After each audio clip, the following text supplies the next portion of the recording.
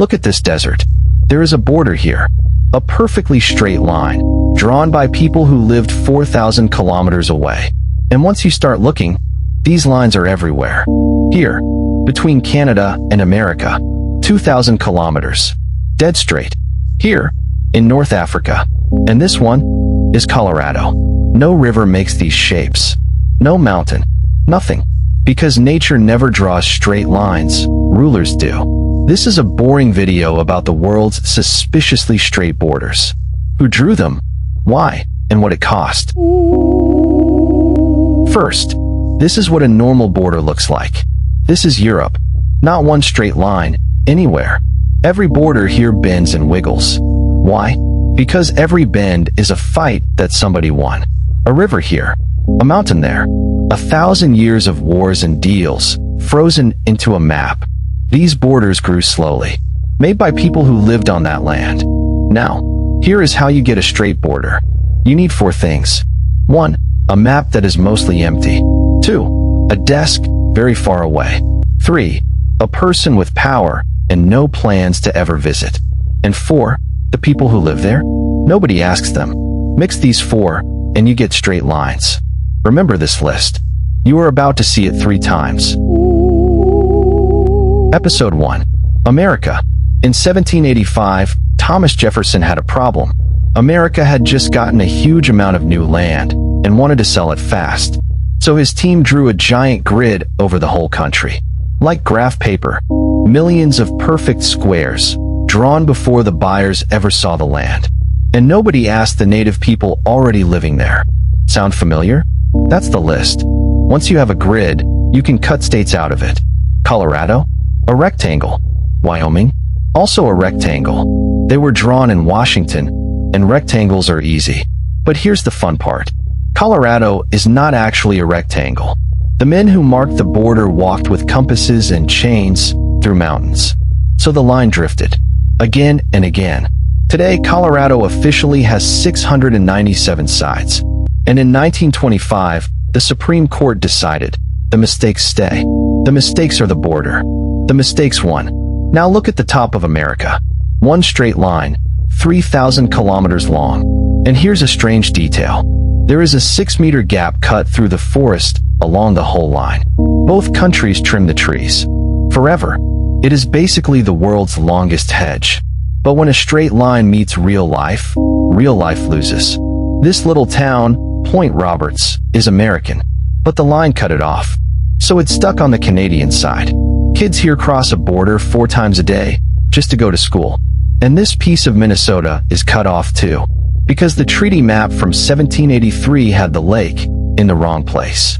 The map was wrong. The border kept the mistake. It usually does. Episode 2. Australia. Same idea. This border is one straight line. 1,500 kilometers through the desert. But drawing a line on paper is easy. Finding that line in a real desert is very hard. 2 teams went out to mark it. One started from the north, one from the south. They were supposed to meet in the middle. They missed. By 127 meters. That spot now has an official name. Surveyor General's Corner. And this other border? It was drawn 3.6 kilometers too far west. Because their clocks were wrong. They went to court about it. And the court said, you guessed it.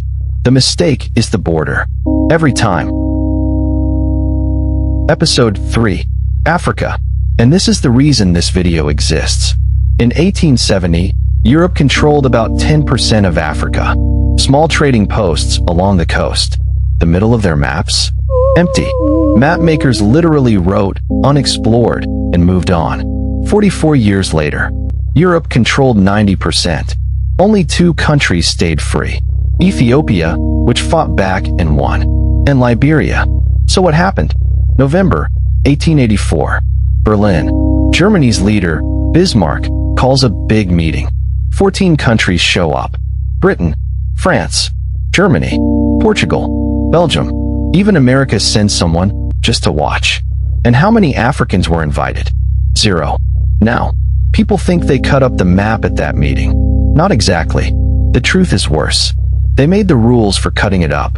The main rule was simple. Claim the land. Occupy it. Tell the others, and it's yours. So for the next 30 years, Africa's borders were drawn in offices. In London, in Paris, in Brussels, on maps that were still mostly empty. And here's the thing, you can't draw a mountain you've never seen. But a straight line? Anyone can draw that. Today, about 1/3 of Africa's borders are straight lines. And in the deserts, where the maps were emptiest, almost 4 out of 5. Don't believe me? Here's the British Prime Minister himself in 1890. We have been giving away mountains and rivers and lakes to each other, only hindered by the small impediment that we never knew exactly where they were. In plain English, we traded lands we had never seen. At least he admitted it. But here is where America's story and Africa's story become very different. A straight line through Kansas? That's just a county line. A straight line through Africa became a border between countries. Look at the Gambia. A whole country, shaped exactly like a river. Britain wanted the river. France took everything around it. Look at the Congo. 76 times bigger than Belgium. It wasn't given to Belgium. It was given to the King of Belgium as personal property. One man, privately owned the middle of a continent. The Somali people woke up split into 5 different pieces. And they were not alone. 1 out of every 3 ethnic groups in Africa got cut by one of these new lines. 16 countries were left with no way to reach the sea. Oh, and one strange leftover. Because of 2 different straight lines, there is a small piece of desert between Egypt and Sudan that neither country wants. It's called Bertal, the only land on Earth, outside Antarctica, that no country claims. These lines were drawn to stop wars between Europeans. And only in that one sense, they worked. And now, the twist. In 1964, the African countries were finally free. They met in Cairo. They could redraw the whole map any way they wanted. And they chose to keep it. Every careless line. Kept. Why? Think about it. Redrawing 50 borders between 1,000 different peoples doesn't fix the past. It starts 100 new wars. So, the lines were drawn carelessly, but keeping them was the careful part. It might be the smartest map decision ever made. So now you know, when you see a straight border, you are really seeing distance. The straighter the line, the farther away the person who drew it, and the less they knew about the land. Europe's borders were drawn by neighbors. Everyone else's were drawn by rulers. Both kinds. If you learn something, subscribing is free and mildly educational. There's another boring video about a country that feels unreal. Thanks for watching. That's it.